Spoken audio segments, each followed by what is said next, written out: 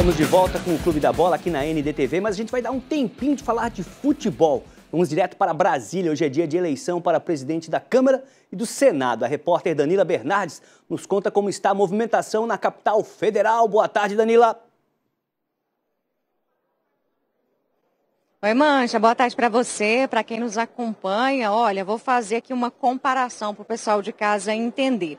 Hoje aqui em Brasília é igual uma final de um campeonato, só que com um time aí já com uma grande vantagem para ser o campeão. Eu vou explicar isso porque para vocês a partir de agora. É que aqui na Câmara dos Deputados, a partir das 4 horas da tarde, vai começar a sessão que vai escolher o novo presidente da Câmara. E a gente tem aí 3 candidatos, entre eles Hugo Mota, que é do Republicanos da Paraíba, que é o grande favorito para vencer essas eleições. Isso por quê, gente? Porque ele conseguiu reunir praticamente todos os partidos estão apoiando essa eleição dele, inclusive PT e PL. Então, deputados do PT e do PL estão tendo a orientação do partido para votar em Hugo Mota para ser o presidente da Câmara dos Deputados. Tem umas cabines aqui atrás de mim, os deputados vão votar nessas cabines. É um voto secreto e eles também vão escolher, além do presidente, os membros da mesa diretora. A gente tinha uma expectativa de ter um catarinense nessa mesa diretora.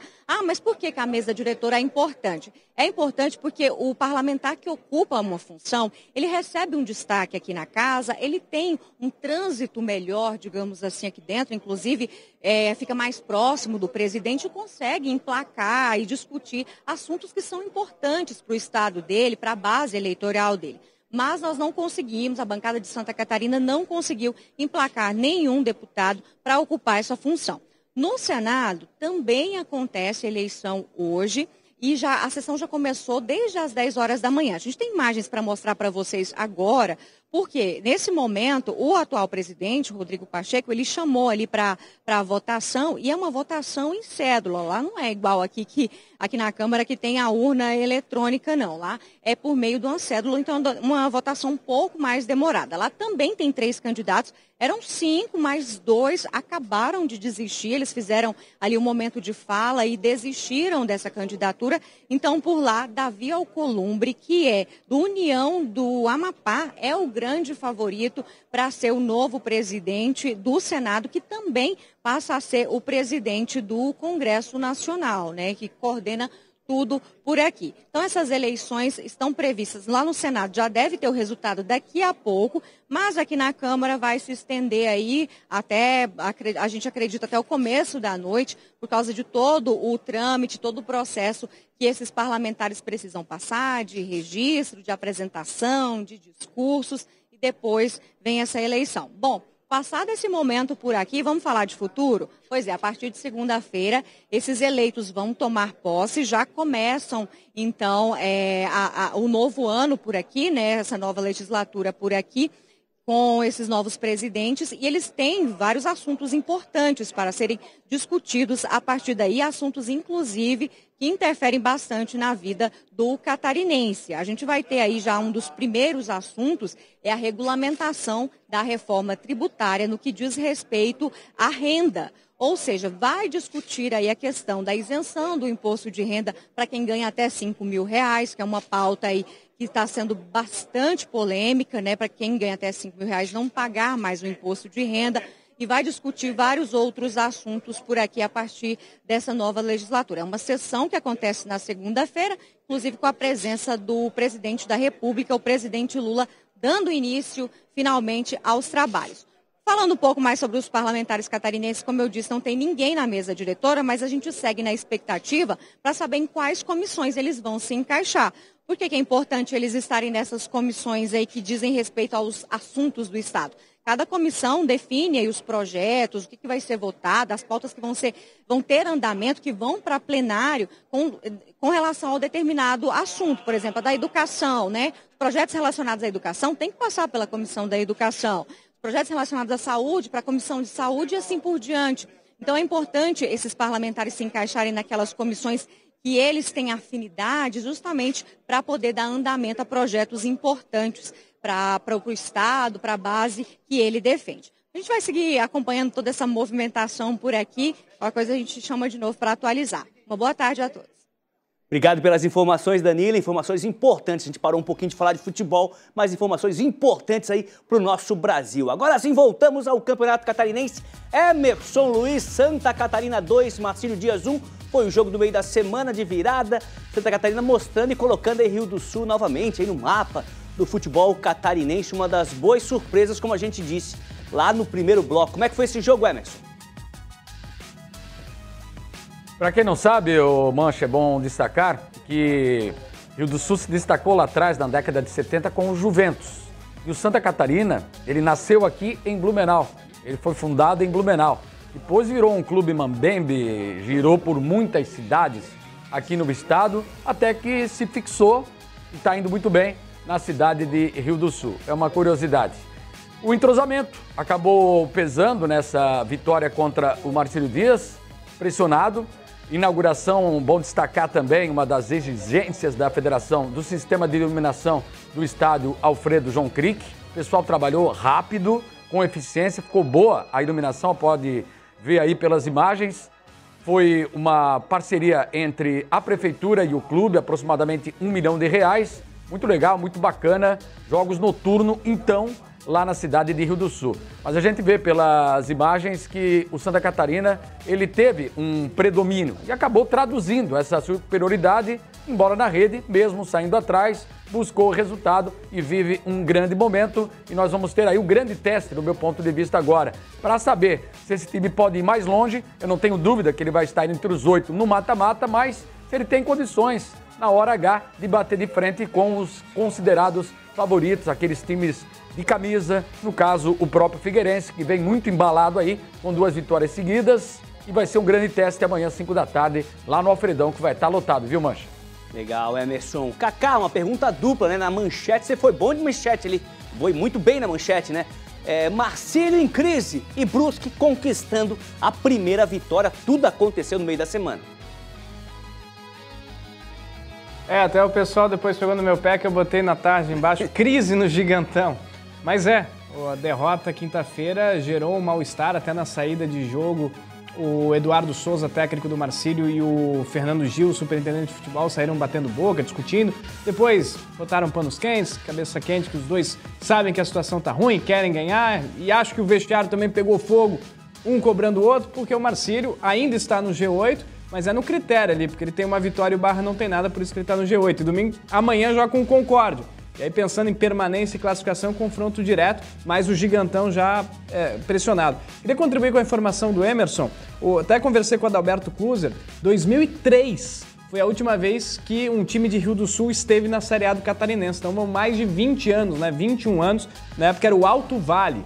E o Juventus, na década de 70, tem 2 vice-campeonatos, né? Ou seja, Rio do Sul é uma cidade que tem uma tradição no futebol catarinense, nos anos 70, fazia muito tempo que não tinha um time na primeira divisão. Legal ver o Santa Catarina e conquistando bons públicos, fez campanhas legais de Série B, no passado conseguiu o acesso, então venceu com merecimento, fez um ótimo segundo tempo, engoliu o Marcílio no segundo tempo, choveu muito, gramado, suportou bem a quantidade de água que caiu na partida, e o Marcílio está num mau momento, até pressionado pelas cobranças da gente, da imprensa, da torcida. O Marcílio contratou um centroavante, o Luan Vieira, já está no bid, deve estar à disposição amanhã, porque o Modesto, que foi base do Avaí, o pessoal de Floripa conhece, foi contratado como uma segunda opção e nos jogos que entrou perdeu várias oportunidades e acabou que não está agradando. O João Carlos, que é o centroavante contratado, se machucou na reta final de temporada, então o Marcílio precisou inclusive ir atrás de novos patrocinadores, conseguiu dinheiro novo para contratar mais um centroavante, porque a falta de gols do Marcílio preocupa. Então esse é o cenário. Perdeu mais um confronto direto para Santa Catarina, já tinha empatado com o Caravaggio em casa, é uma sequência de tropeços e o campeonato está cobrando, porque o Marcílio ainda tem Avaí na ressacada, Criciúma no Heriberto Wilson, Joinville na Arena, o Figueirense aqui no Gigantão. A tabela final do Marcílio agora para frente é bem complicada depois do Concórdia. E aí o Marcílio então foi ao mercado, trouxe o Luan, que está vindo aí do Floresta, chegou hoje em Itajaí. Do lado do Brusque, uma vitória fundamental, porque o português Felipe Gouveia tem cobrado o desempenho do time, tem pedido o comprometimento também dos jogadores, é um início de trabalho, uma filosofia completamente nova, né, de um europeu que está aqui, e o Brusque conseguiu num jogo difícil também, truncado. O Caravaggio é um time muito organizado, muito aplicado, o Luiz Carlos Cruz faz um trabalho de continuidade, né? Porque ele foi campeão ano passado da Série B, mas o Caravaggio tem limitações, time jovem, tá sofrendo porque o time que vem da Série B, a Santa Catarina é a exceção, mas ele passa dificuldades, ainda mais o Caravaggio que está debutando na Série A do Catarinense. Então se o Caravaggio tivesse conquistado um pontinho, estava de bom tamanho, mas o Brusque, num golaço do zagueiro, conseguiu a vitória por 1-0. E nesse momento é importante o Brusque vencer, até para aliviar a pressão, né? Está no processo de SAF, né? Cada vez mais próximo de se tornar realidade a SAF do Brusque. E em paralelo a isso tem que fazer pontos, e esse é o gol da vitória do Brusque, 1-0 para cima do Caravaggio, fundamental nesse início de trabalho do Felipe Gouveia, o português, que tem uma filosofia ofensiva interessante, mas que vai precisar de tempo para ser implementado. Ele conquista a primeira vitória, então, na última quarta-feira. Legal, legal, Kaká. Outro jogo aí que chamou a atenção foi a vitória do Figueirense pelo placar, o 4-1. O jogo até começou equilibrado, mas depois o Figueirense conseguiu uma vitória com um hat-trick do Marlisson, né? Foi ele, né? Foi ele, se eu não me engano, ele que fez os três gols. Então vamos para Fabiano Linhares, Fabiano. No começo do campeonato, eu não percebi toda aquela evolução do Figueirense, aquela entrevista pós-jogo, os times estão evoluindo, tem observado e tal. Mas do clássico para cá a gente percebeu até um Figueirense um pouco diferente, né, Fabiano?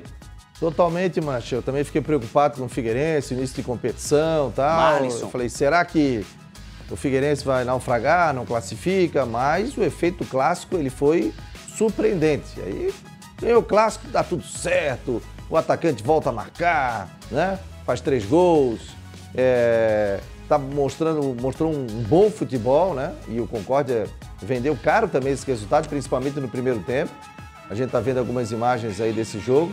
E o Figueirense depois fez o gol no finalzinho do primeiro tempo e conseguiu ampliar e fazer uma goleada, né? O time está no caminho, viu? O Figueirense está fazendo um time barato, mas está fazendo um time com alguns jogadores experientes, coisa que o Figueirense não tinha e não teve ano passado. Ah, o Figueirense agora é o melhor time da competição? Não, o melhor time da competição é o Criciúma, que para mim é o favorito, mas o Figueirense tem mostrado um bom futebol e tem evoluído, ao contrário de alguns times que ele está, nesse momento, não está apresentando futebol nenhum, né? Que é o caso do Avaí, que está tendo muita dificuldade nesse início de competição. Agora, o técnico do Figueirense é um jovem, né? Tem 36 anos de idade, está mostrando futebol moderno, sabe? Mudando de esquema tático. O Figueirense aprendeu a jogar com as peças que tem. Antes tinha muita dificuldade, setor defensivo, tomou uns gols bobos na partida contra o Criciúma. Já no clássico não, ele fechou a casinha, baixou as linhas, conseguiu suportar toda a pressão do Avaí. E agora não, contra o Concórdia, eu acho que foi o momento para dizer o seguinte, olha, o Figueirense está na competição e o Figueirense pode almejar algo melhor na competição. Aliás, se o campeonato terminasse hoje, seria clássico, Avaí e Figueirense. Figueirense e Avaí no estádio Orlando Scarpelli. Tá certo. Já vou colocar o Jorge também no Papo Figueirense, mas deixa eu só ver a opinião do Badá sobre o Concórdia, né? Badá, eu não sei, eu vejo o jogo, às vezes eu não acho que o time jogou tão mal para levar 4-1, mas foi o resultado final, é o que vai ficar marcado ali na história desse campeonato em 2025, colocando o Concórdia numa situação bem complicada na tabela, né? Eu falei antes do jogo aqui, eu digo, olha, o Concórdia, ele tem que procurar jogar contra os outros adversários o que joga contra a Chapecoense. Porque domingo passado lá em Concórdia jogou de forma diferenciada, foi uma atuação fora da curva. E aí contra o Figueirense já caiu na real. 5 jogos, um empate com o Barra e a vitória contra o Chapecoense e 3 derrotas. Está numa posição muito complicada. Contra a Chapecoense foi fora da curva. Jogou um clássico e a Chapecoense entrou com sono em campo e perdeu. E o Concórdia mereceu vencer. Agora, contra o Figueirense, parece que meio que caiu na realidade. Então, o Concórdia tem que se espertar para não fazer um campeonato de risco, porque o Santa Catarina, que veio da segunda divisão, já está com 10 pontos, esse não cai mais. Vai ficar uma vaga ali para algum clube que o ano passado estava na primeira divisão. E o Concórdia tem que se espertar. O Concórdia contratou o seu CEO, né, o Luciano Corrêa, que trabalhou 22 anos aqui no Avaí. Cara muito competente, conhece mercado e já está buscando aí reforços para o Concórdia no Campeonato Catarinense, porque depois tem a Copa do Brasil, né? Se passa de uma segunda fase. Copa do Brasil dinheirinho no bolso, ó. Galera participando aqui do nosso... O Kaká quer falar, Kaká? Fez uma menção ali para falar? E o Concórdia tem a dificuldade da geografia, né? Porque ele jogou quarta-feira com o Figueirense no Scarpelli e já voltou de Floripa a Concórdia logo depois do jogo. E amanhã joga aqui em Itajaí contra o Marcílio. São todas viagens de ônibus, 8, 10 horas de viagem. Então a recuperação é complicada, atrapalha a recuperação e não tem tempo para treinar, né? O Concórdia tem essa dificuldade também das viagens que atrapalham. O Joinville jogou com o Criciúma quarta-feira e não subiu. Ficou treinando no CT do Tigre. Chegou ontem aqui em Florianópolis depois do treino para o jogo aqui na Ressacada. Então tem um dinheiro, tem ali um pouquinho de reserva para poder ficar numa cidade mais dias e diminuir o desgaste de viagem. Tá certo. E tinha aquele baita ônibus, né? Não era o Concórdia que tinha um baita ônibus no início? Foi vendido no passado. Ó, final do Catarinense. Tá fazendo uma projeção aqui, ó. Final do Catarinense. Figueirense 3, Criciúma 2. O campeão vai ser o Furacão do Estreito. Um abraço do JK, o João Koch, lá de Red River, do Rio Vermelho, bairro aqui de Florianópolis. Voltando a falar do Figueira, o goleiro Juan Carneiro, né? Teve boas atuações no clássico contra o Avaí, também no jogo contra o Concórdia, né? Falou com a imprensa essa semana e destacou esse momento que ele está vivendo depois de tantas críticas que ele recebeu no ano passado. Fala, Juan. Fico feliz, né? Fico feliz por estar voltando a jogar, pela oportunidade. Creio que foi 2 jogos importantes que puderam dar um grande ânimo aí na sequência. E creio que nosso grupo deu uma subida muito grande aí para esses jogos. Tenho certeza que o Figueirense é um grande candidato a chegar nessa final. Cada jogo é uma história, tenho certeza, mas nosso elenco está bem preparado. O Thiago vem preparando o nosso time a cada sessão de treinamento muito bem. E eu tenho certeza que com essa preparação a gente vai poder corresponder a cada jogo da maneira que ele vem trabalhando. Se a gente fizer tudo aquilo que a gente vem trabalhando durante toda a semana, com certeza a gente vai fazer bons jogos e com isso a gente vai conquistando os resultados que necessita para a gente poder chegar nessa final. Muitos aqui acompanham minha trajetória aqui no futebol catarinense, sabe da minha história, do que eu vivi aqui no futebol catarinense e eu quero continuar fazendo história. Então isso que eu almejo para esse ano também. Almejo conquistar coisas grandes e eu creio que esse grupo vai fazer com que nós consigamos chegar mais uma vez no topo do Campeonato Catarinense. Tá aí o Juan Carneiro. Jorge, você que foi um grande goleiro lá do Juvenil do Morro do Céu. O Juan recebeu aquelas críticas no ano passado, se esperava muito dele, acabou não se firmando ali como titular. Parece que dessa vez agarrou, né? Sem trocadilho, mas já agarrou essa titularidade, né? Por enquanto. O Juan que é goleiro, fã de Naruto e gaiteiro. Toca gaita também. Aqui no Morro do Céu tinha o Bangu, tinha o do Céu, tinha o Cevada, que fez aniversário agora. São os times famosos aqui do Morro.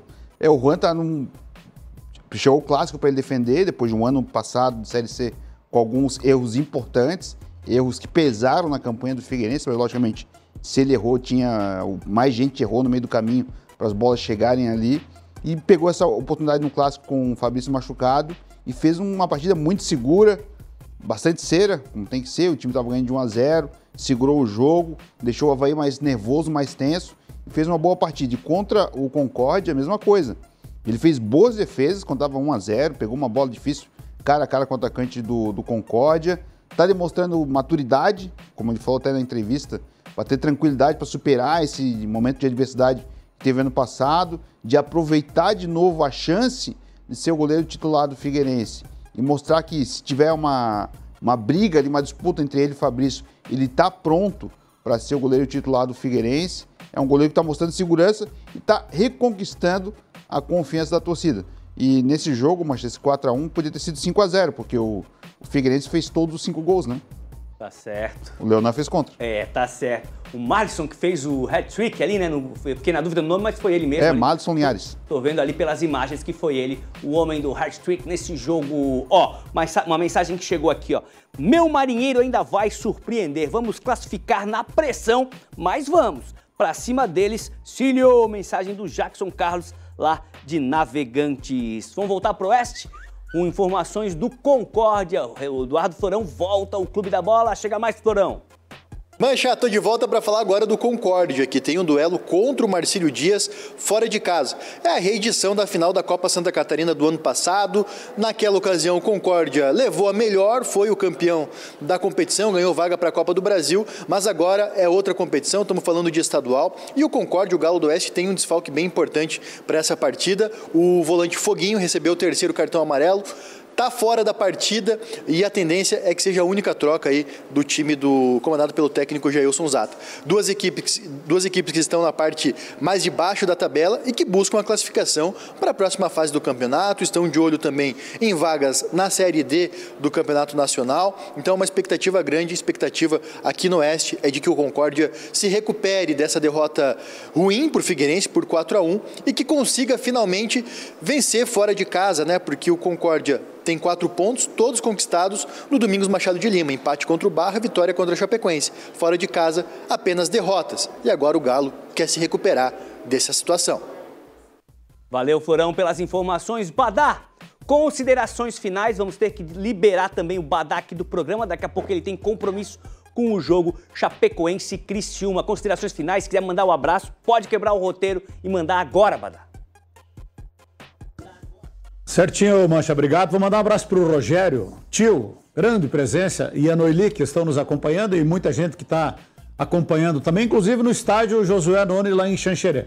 Então, um abraço a todos, né, e esperamos que a Chapecoense possa se superar. É jogo de superação, porque se sabe da qualidade do adversário. Então, precisa jogar mais daquilo que jogou até aqui, vai ser o teste mais forte para o Verdão até agora. Está muito calor, muito quente lá em Xanxerê, aqui também.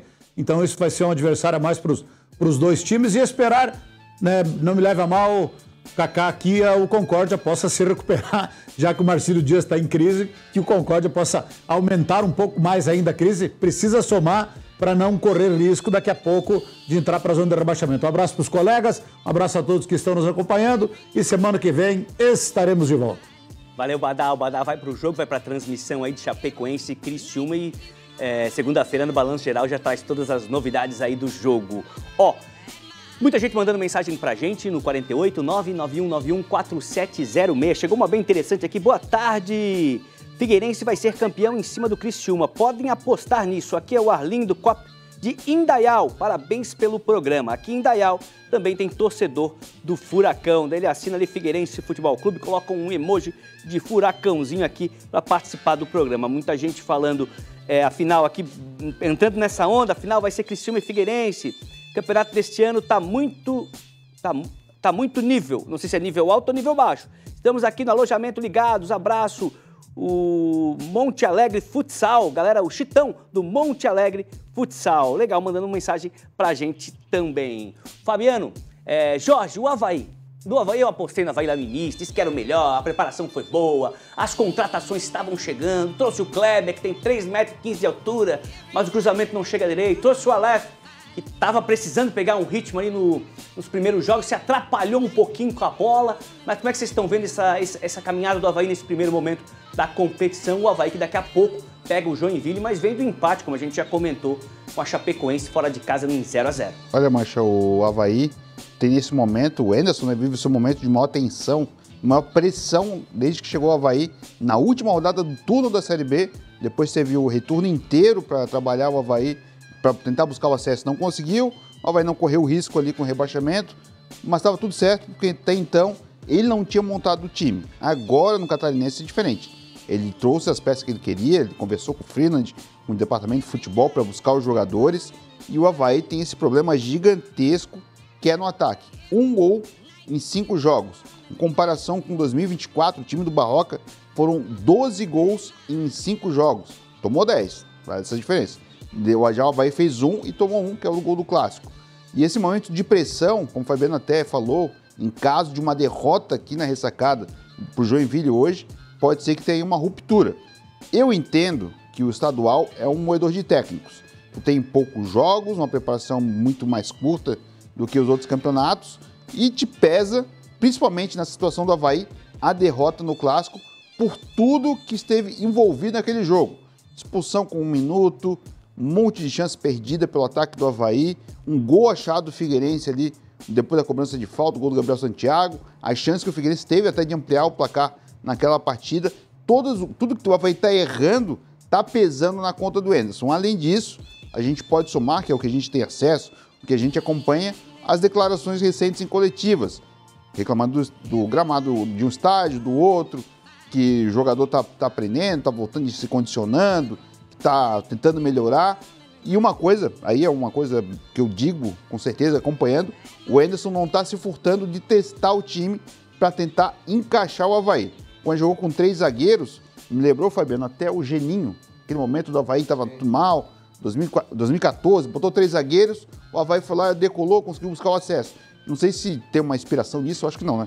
Mas ele foi buscar, tá tentando achar o time. Só que na frente, do meio pra frente, o Avaí tá igual.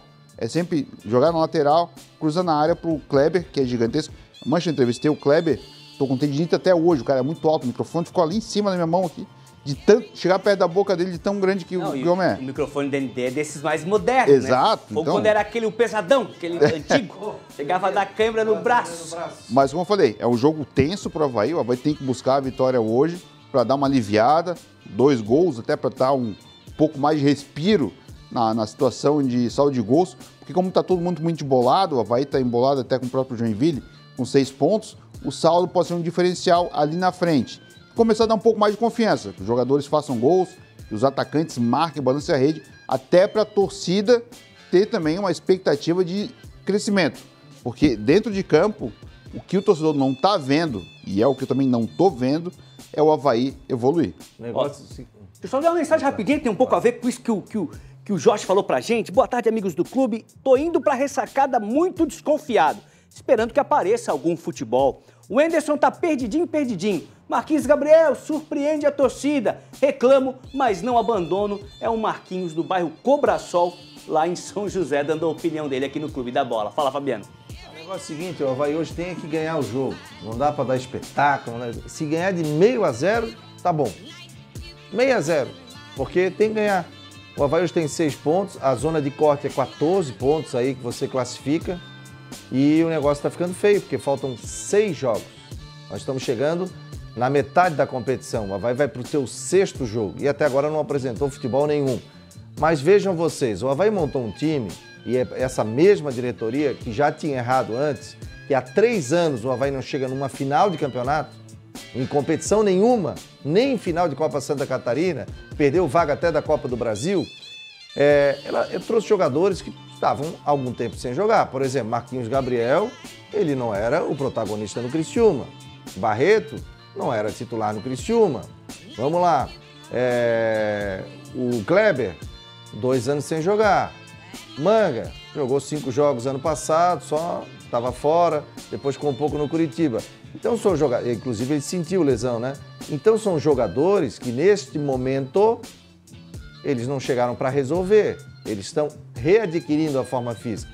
Tanto é que o Marquinhos Gabriel hoje também está fora. Sentiu o ritmo de jogo, calor, intensidade da partida. Se eu sou a diretoria do Avaí, que tem o João Paulo, que está treinando em separado, eu chego lá e chamo o João Paulo e digo o seguinte: querido, vem nos ajudar, porque ninguém está sendo melhor do que o João Paulo. E o Avaí acabou afastando. Não tem um meia melhor do que o Giovani, que o Avaí acabou não renovando. Né? O Avaí tinha o Poveda, ano passado, não renovou. Então, o ataque do Avaí, eu nunca vi disso. Os caras mandaram um cara embora, não renovaram o contrato, que acabou a temporada e ele foi o artilheiro do Avaí. Mas é o estilo de jogo. Atacante não tem que voltar para buscar lateral, não tem, né? Atacante tem que ir lá e fazer gol, por isso que não tem perna para fazer. Agora sim, Igor ainda devendo, veio para o Avaí. Garcês ainda devendo. Wagner Love, eu não teria trazido, mas o Avaí quis trazer. Os entendidos, esse NIF do Avaí, acabaram trazendo.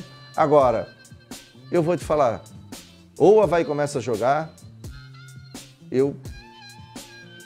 olha, não quero pensar o pior. Tá preocupado? Nosso surfista tá preocupado. Eu tô preocupado com o Avaí em até nem classificar. Ai, ai, ai, ó. Galera, gostou da brincadeira aqui? O Dinei coloca assim, a final do Catarinense vai ser disputada pelo Tigre e pelo vice-campeão, já apostando aqui numa vitória do Tigre. Tem palpitômetro desse jogo, deixa eu ver o que os comentaristas do Clube da Bola opinaram. E Avaí e Jack. O Jorge vai numa vitória do Avaí, tranquila, 2-0. O Badá também, mesmo placar 2-0 pro Leão diante do Joinville. O Kaká já segura um pouquinho ali, 1-0 é goleada. O mesmo placar do Renato Sebensati, eu exagerei, botei 3-1 porque eu achei realmente que o Avaí pode surpreender dessa vez, porque tá precisando, né?